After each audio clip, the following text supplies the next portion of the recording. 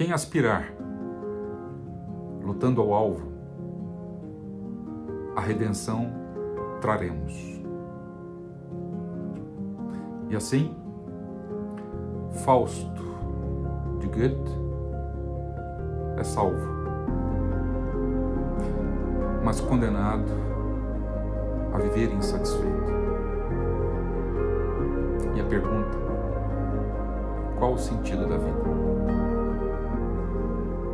Fica com a gente.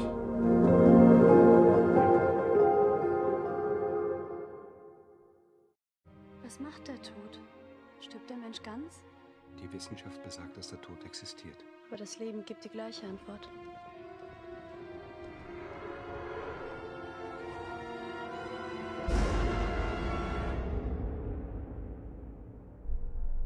Du willst doch Geld von mir haben.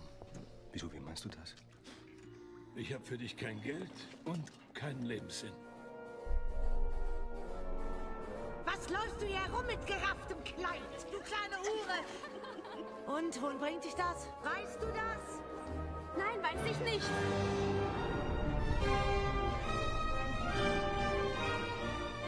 Was ist mit deiner Fantasie? Ich habe keine Fantasie. Dafür habe ich was Besseres. Ich habe einen Plan.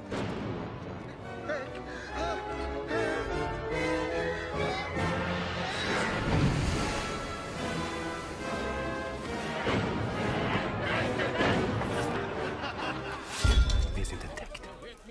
Wer? Das Mädchen hat zu mir gesagt, ich sei der Mörder. Sie sind also entdeckt, nicht ich.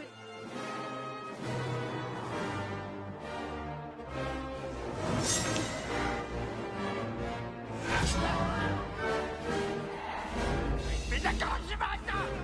Soll ich dich abmessen, ne? Der sehr große Wagner! Ich bin Faust. Bom, para a gente entender por que Fausto, quem era Fausto, vamos lembrar que existiu realmente uma figura histórica do Dr. Fausto. Esse Dr. Fausto nasceu no fim do século XV, eu acho que em 1480, por aí, e foi uma figura importante e com grande fama na sua época. Alguns chamavam de charlatão, mas eu acredito que não seja um charlatão. Era um médico versado em vários campos e que com isso adquiriu fama e fortuna. Ele também teve uma vida percorrendo várias cidades na Alemanha, e então a sua fama se divulgou por toda a Alemanha. Ele se tornou conhecido por toda a Alemanha. E por ter muita fama e por ter dinheiro, corria o boato de que ele tinha feito um pacto com o diabo. Mas se nós pensarmos na época da vida desse Dr. Fausto, nós vamos ver que vários outros intelectuais dessa época também eram ditos como alguém que fez um pacto com o diabo. É a mesma época do Galileu, é a mesma época de Nostradamus. Então, todo intelectual que tinha uma possibilidade, através da especulação, da ciência, de contestar a situação, o status quo, era condenado pela Igreja, pela Inquisição, e era dito que essa pessoa tinha um pacto com o diabo. Depois da morte desse Dr. Fausto histórico, foi escrito então um livro popular a respeito das peripécias desse tal de Dr. Fausto. Então esse livro popular, de autor anônimo, foi escrito numa obra que também teve várias edições, apesar de nem todo mundo ter a possibilidade de ler naquela época, né? Várias edições, e era a lenda do Dr. Fausto, a história desse Dr. Fausto, acompanhado de uma publicação que tinha mais ou menos o sentido de um almanaque. Então, nesse almanaque tinha informações gerais, assim, num sentido bem enciclopédico, e é isso que vai ser divulgado. Então, essa matéria serviu de matéria bruta para o Goethe escrever o seu Fausto.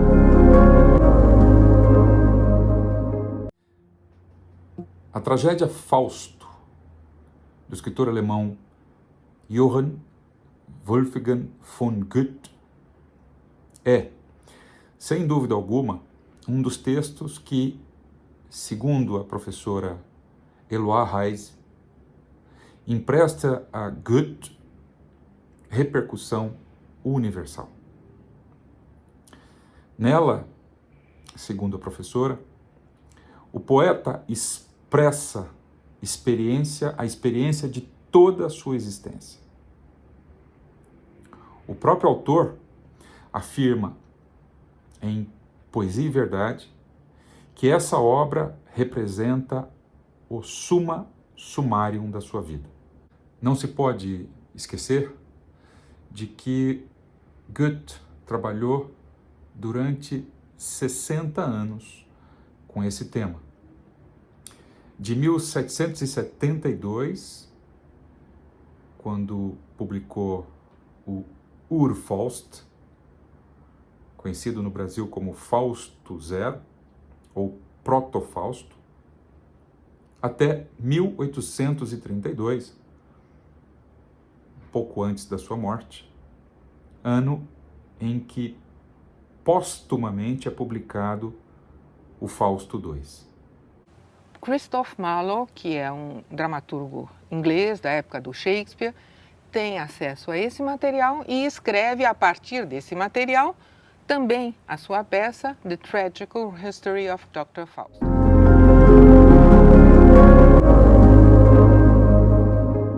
E o Lessing pretendia escrever sobre o Fausto, mas sem condenar esse Fausto à desgraça, à danação. Né? Porque se nós pensarmos, por exemplo, em Marlowe ou no livro popular, nós temos um Fausto que é condenado porque ele fez um pacto com o diabo e esse pacto significava uma presunção, uma vontade de se equiparar à divindade, de colocar a divindade em xeque, e por isso ele era condenado à danação. Então nós temos essa perspectiva da condenação do Fausto. Claramente a perspectiva da condenação do Fausto no livro popular. No livro popular, inclusive, essa literatura colocada num almanaque, ela tinha o sentido assim de uma admoestação. Quem duvidar da divindade é condenado. E no caso do Marlowe, da versão do Marlowe, a partir dessa perspectiva, Fausto já não é apresentado simplesmente como alguém que deve só ser condenado. É mais alguma coisa ambivalente entre um Prometeu que colocar em questão a divindade. Por exemplo, para o iluminismo, que a razão é a qualidade mais importante do ser humano, Lessing dizia, o homem não pode ser condenado pela dádiva melhor que ele recebeu, que é a razão. Então, alguém que contesta e que ao uso da razão põe em xeque todo esse mundo, ele não pode ser condenado à danação. Então, a ideia de salvação do Fausto parte dessa ideia do iluminismo. Né? O que não conseguiu realizar na obra do Lessing, mas é uma ideia que depois nós vamos ter desenvolvida no Goethe.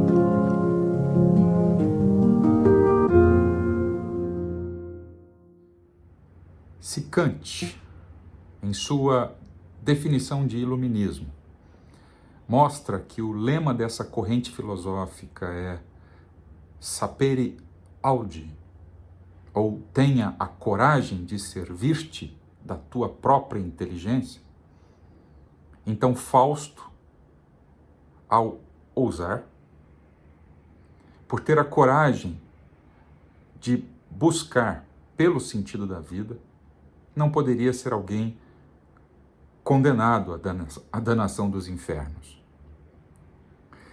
Nesse contexto iluminista, Fausto, na sua procura pela verdade através da razão, empreende uma tarefa que dignifica o homem. Em outras palavras, aquele que decide fazer uso da sua qualidade intrínseca, a razão, não será condenado, mas transforma-se no preferido de Deus, o destinado à salvação. Bom, Goethe contou com vários pré-textos na elaboração das suas variadas versões da tragédia. No rastreamento do percurso do mito fáustico e das fontes que serviram de inspiração para realizar a sua obra-prima, deve-se mencionar suas impressões da infância. Goethe assistiu nas praças do mercado às encenações do livro popular, propriamente dito, a versão inglesa, com as apresentações do Fausto de Marlowe.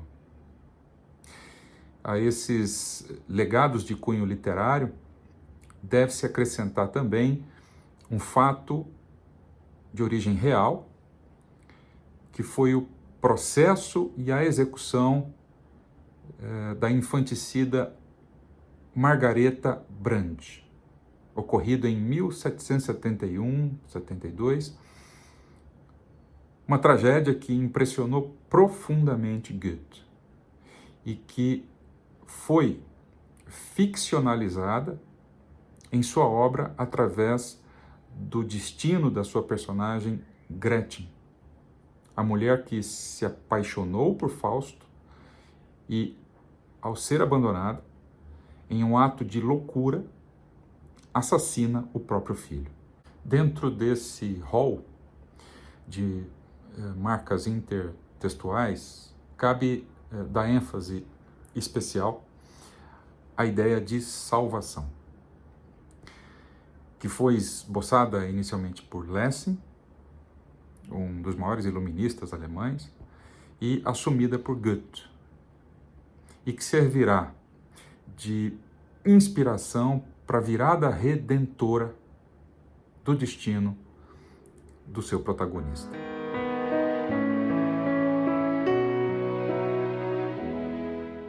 Nos próximos 2 vídeos, a gente continua falando de Fausto, de Goethe, e da relação entre Goethe e Shakespeare. Até lá.